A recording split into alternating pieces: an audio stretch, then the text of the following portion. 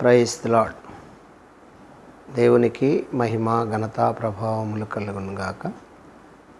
ప్రేమైనటువంటి జీవము కలిగిన దేవుని కుటుంబమా, దైవ సమాజమా, దేవుడు మనల్ని ప్రేమించి మరొక నూతన దినాన్ని మనకు అనుగ్రహించినందుకు ఆ దేవాతి దేవునికి హృదయపూర్వక కృతజ్ఞతాస్తుతులు చెల్లిద్దాం. హల్లెలూయా. దేవునికి స్తోత్రం. రండి ప్రియ దైవజన్మ, ఈ దినం కొరకు దేవుడు మన కొరకు సిద్ధపరిచిన వాక్యాన్ని చదువుకొని చాలా క్లుప్తంగా దైవ ధ్యానాన్ని చేద్దాం. రండి. 146వ కీర్తన మొదటి 2 చరణాలు చదువుకుందాం. నా ప్రాణము యెహోవాను స్తుతించుము. నా ప్రాణమా యెహోవాను స్తుతించుము. నా జీవిత కాలమంతా నేను ఆయన్ను స్తుతించెదను. నేను బ్రతుకు కాలమంతయు నా దేవుని కీర్తించెదను. ప్రార్థన చేసుకుందాం. పరిశుద్ధుడు, ప్రేమ కలిగిన తండ్రి, స్తోత్రాలు కృతజ్ఞతలు చెల్లిస్తున్నాను. చదవబడిన వాక్యాన్ని ఇచ్చి మాకు వడ్డించి సారాంశం తెలియజేసి నాతో మాట్లాడండి, అందరితో మాట్లాడండి. మీరు మాట్లాడితే మేము బ్రతుకుతాము స్వామి. మీ స్వరం వినిపించమని ప్రార్థిస్తూ ఈ ఉదయకాలంలో నీ మాటలు వింటున్న బిడ్డలందరినీ మీరు దీవించమని ప్రార్థిస్తూ దీవించుటకు దిగిరమ్మని ప్రార్థిస్తూ సమస్త మహిమ ఘనత ప్రభావాలు పొందమని చిన్నమని పాసనికి చేర్చుకుని యేసునామములో అడుగుతున్నాను తండ్రి, ఆమేన్. హల్లెలూయా. దేవునికి స్తోత్రం.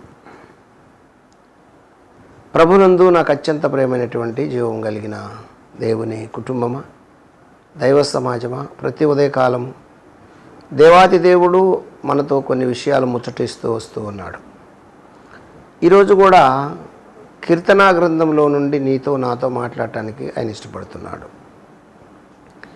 ఏమి మాట్లాడాలి అనుకుంటున్నాడు ప్రభు అంటే, ఒక భక్తుడు దేవుణ్ణి స్తుతించినప్పుడు, దేవుణ్ణి గణపరిచినప్పుడు ఆ భక్తునికి కలిగే మేలేమిటి? ఆ భక్తుడు అసలు దైవ స్మరణ ఎందుకు చేయాలి? దేవుని ఎందుకు స్తుతించాలి? దేవుని స్తుతిస్తే లాభం ఏమి కలుగుతుంది అనేది మన ముందున్నటువంటి ప్రశ్న. అయితే దేవుణ్ణి స్తుతిస్తే ఏమి లాభం కలుగుతుందో, దేవుణ్ణి పూజిస్తే ఏమి లాభం కలుగుతుందో, దేవుణ్ణి గణపరిస్తే ఏమి లాభం కలుగుతుందో ఇక్కడ రాజైన దావీదు మనకిస్తున్నటువంటి సాక్ష్యము. ఏమంటాడు అంటే, తన ప్రాణముతో యెహోవాను స్తుతించుడి. నా ప్రాణమా యెహోవాను స్తుతించుము. నా జీవిత కాలమంతా నేను యెహోవాను స్తుతించెదను. నేను బ్రతుకు కాలమంతయు నా దేవుణ్ణి కీర్తించెదను అన్నాడు. ఎందుకన్నాడు? ఎన్ని మాటలంటే, మొదటగా యెహోవాను స్తుతించమన్నాడు. ఆ తర్వాత తన ప్రాణంతో చెప్పుకుంటున్న నా ప్రాణమ యెహోవాను స్తుతించమన్నాడు. ఆ తర్వాత నా జీవిత కాలమంతయు నేను యెహోవాను స్తుతించెదనన్నాడు. ఆ తర్వాత ఇంకొక మాట, నేను బ్రతుకు కాలమంతయు నా దేవుణ్ణి కీర్తించెదను. ఇది కీర్తించటం. స్తుతించటము, కీర్తించటము, గణపరచటము. దేవుణ్ణి గణపరచాలి. ఎందుకు అంత పర్ఫెక్ట్గా, ఎందుకు అంత కరెక్ట్గా ఆయనే స్తుతించాలని రాజైన దావీదు చెబుతున్నాడు? ఎందుకు అంటే, కిందనే ఏం చెబుతాడంటే, రాజుల చేతనైనను నరుల చేతనైనను రక్షణ కలుగదు. వారి నమ్ముకొనకుడి. ఒకటి, రక్షణ కావాలి మనుషులకు, భద్రత కావాలి మనుషులకు, ప్రొటెక్షన్ కావాలి మనుషులకు. అంటే భూలోకం మీద రక్షణ కావాలి, భూలోకం మీద భద్రత కావాలి. అందుకే రకరకాల చట్టాలు తెస్తున్నాయి గవర్నమెంట్లు. ఏమండి, ప్రాముఖ్యంగా ఆడపిల్లలకు ఎన్నో చట్టాలు తెస్తున్నారు. దిశ చట్టమని, ఆ చట్టమని, ఈ చట్టమని ఎన్నో చట్టాలు చేస్తూ వస్తున్నారు. ఎందుకంటే రక్షణ కల్పించడానికి. అయితే ఇది మనుషులకు కల్పించే రక్షణ ఏమో కానీ, భౌతికంగా మనుషులు కల్పించే రక్షణ ఏమో కానీ, ఆత్మలో ఉన్నటువంటి రక్షణకు దేవుడే భద్రత కలిగజేస్తాడు. ఎందుకంటే లేఖనం ఏం చెబుతుందంటే, పైన ఈ మనిషిని చంపువానికి భయపడొద్దు కానీ, మట్టి శరీరమును చంపేవానికి భయపడొద్దు కానీ, ఈ శరీరమును ఆత్మను కలిపి నశింపచేసి నరకములో పడవేసి వాడికి భయపడని బైబిల్ చెబుతుంది. కనుక ఈ ఆత్మ నశించిపోకుండా ఆత్మను రక్షించే రక్షకుడు ఒక ఆయన ఉన్నాడు. ఆ ఆత్మను రక్షించడానికే భూలోకానికి దిగి వచ్చాడు. ఆయన ఆ ఆత్మను రక్షించుటకు, నశించిపో ఆత్మను రక్షించుటకు భూలోకమునకు మనిషి కుమారుడు దిగి వచ్చినని రాయబడింది మత్తయి సువార్తలో, లూకా సువార్తలోను. కనుక ప్రియా దైవజనమ, ఈ విషయాలు మనం గమనించి దేవుణ్ణి స్తుతించాలి, దేవుణ్ణి ఆరాధించాలి. ఇక్కడ దావీదు చెబుతుంది కూడా ఏంటంటే, రాజుల చేతనైనను నరుల చేతనైనను రక్షణ కలుగదు స్పష్టంగా చెప్పాడు. వారిని నమ్ముకొనకూడదు అని కూడా చెప్పాడు. ఆ తర్వాత వారి ప్రాణము ఎడలిపోవును, వారు మంటిపాలగుదురు. వారి ప్రాణం ఎడలిపోతే మనలాగే వారు మంటిపాలగుతారు అని చెబుతూ, వారి సంకల్పము నాడే నశించును. వారి సంకల్పము ఆనాడే నశిస్తుంది. అయితే ఏం మిగులుతుందంటే, ఎవనికి యాకోబు దేవుడు సహాయుడగును, ఎవడు తన దేవుడైన యెహోవా మీద ఆశ పెట్టుకొనును వాడు ధన్యుడు. యాకోబు ఎవరి మీద ఆశ పెట్టుకున్నాడు అంటే, యెహోవా మీద ఆశ పెట్టుకున్నాడు.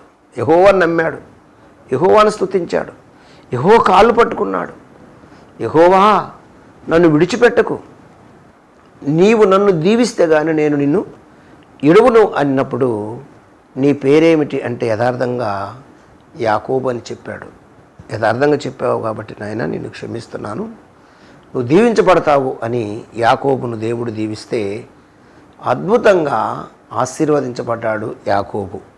అన్ని విషయాలు చెప్పడానికి సమయం లేదు ప్రియా దైవజనమ. కనుక ఎవడికి యాకోబు దేవుడు సహాయుడగును, ఎవనికి యాకోబు దేవుడు సహాయుడగును, ఎవడు తన దేవుడైన యెహోవా మీద ఆశ పెట్టుకొనున్న వాడు ధన్యుడు. సహాయుడయ్యే దేవుని మీద, రక్షించే దేవుని మీద ఆశ పెట్టుకున్న వాళ్ళు ధన్యులు అని రాయబడింది 6వ వచనంలో.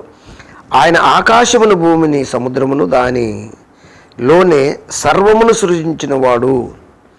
ఆయన ఎన్నడను మాట తప్పనివాడు. ఇంకొక మాట ఏమంటాడంటే, ఎన్నడూ మాట తప్పని దేవుడు, మాట నెరవేర్చే దేవుడు, మాట ఇస్తే ఆ మాటకు కట్టుబడే దేవుడు. ఆయన పేరే నజరేయుడైన యేసుక్రీస్తు. కనుక ఆ దేవుని నమ్మాలి, ఆ దేవుని మీద ఆధారపడాలి. ఆయన రక్షించే దేవుడు, నశించిపోయే ఆత్మను రక్షించే దేవుడు, పరలోకానికి హక్కుదారులు కలుగు చేసే దేవుడు, ఆ పరలోకంలో యుగయుగాలు జీవించే ఆ రాజ్యాన్ని ఇచ్చే దేవుడు. ఏ రాజ్యం అంటే అది శ్రేష్టమైనటువంటి శాశ్వతమైనటువంటి రాజ్యము. అదే నిశ్చలమైన రాజ్యము. ఏ రాజ్యము? నిశ్చలమైన రాజ్యం ఇచ్చే దేవుడు. అది శాశ్వతమైనది, నిత్యం ఉండే రాజ్యము. ఆ రాజ్యం పొందటానికే నశించిపోకుండా నశించిపోవచ్చున్న దాన్ని ఎదుక రక్షించుటకు మనిషి కుమారుడు భూలోకమునకు వచ్చెను అనే మాట నమ్మి మనం ఏం చేయాలంటే దేవుణ్ణి ఆరాధిస్తూ స్తుతిస్తూ ఉండాలి, ఎల్లవేళ స్తుతించాలి. అందుకే యెహోవాను స్తుతించుడి నా ప్రాణమా, యెహోవాను స్తుతించుము, నా జీవిత కాలమంతయు నేను యెహోవాను స్తుతించెదను అని ఇక్కడ రాయబడినటువంటి జీవితకాలమంతా యెహోవాను స్తుతిస్తాను అని రాస్తూ, రాజుల చేతనైన నా బ్రతుకు కాలమంతయు నా దేవుణ్ణి కీర్తించెదను, పాడతాను, స్తుతిస్తానంటూ, రాజుల చేతనైనను నరుల చేతనైనను రక్షణ కలుగదు, వారిని నమ్ముకొనకుడి, వారి ప్రాణము ఎడలిపోవును, వారు మంటి పాలగుదురు, వారి సంకల్పము వాడును, వాడి నశించును. ఎవనికి యాకోబు దేవుడు సహాయుడగునో, ఎవడు తన దేవుడైన యెహోవా మీద ఆశ పెట్టుకును వాడు ధన్యుడు అని రాయబడినటువంటి మాట. కనుక మీరందరూ ధన్యులవ్వాలని, ఆశీర్వదించబడాలని, యాకోబు దేవుడు ఎవరికి సహాయుడైతే వాళ్ళు ఆశీర్వదించబడతారని మనము యాకోబు దేవుడిని నమ్ముకొని, అంటే యేసుప్రభుని నమ్ముకొని ఆయన నడవడిలోకి వెళ్ళాలని ఆయన చెప్పినట్లు వినాలని దేవుడు కోరుకుంటున్నాడు. రండి ప్రియ దైవజనమా, ప్రార్థన చేద్దాం. పరిశుద్ధుడు ప్రేమ కలిగిన తండ్రి స్తోత్రాలు. ఇతబడిన వాక్యం అందరికీ అర్థమయ్యేటట్టు కృప చూపించి మహిమ పొందమని, దీవించమని, ప్రతి వ్యక్తిని దీవించమని, ఘనత మహిమ పొందమని యేసునామములో అడుగుతున్నాను తండ్రి. ఆమేన్. God bless you. దేవుడు మిమ్మల్ని దీవించి ఆశీర్వదించును గాక. ఆమేన్.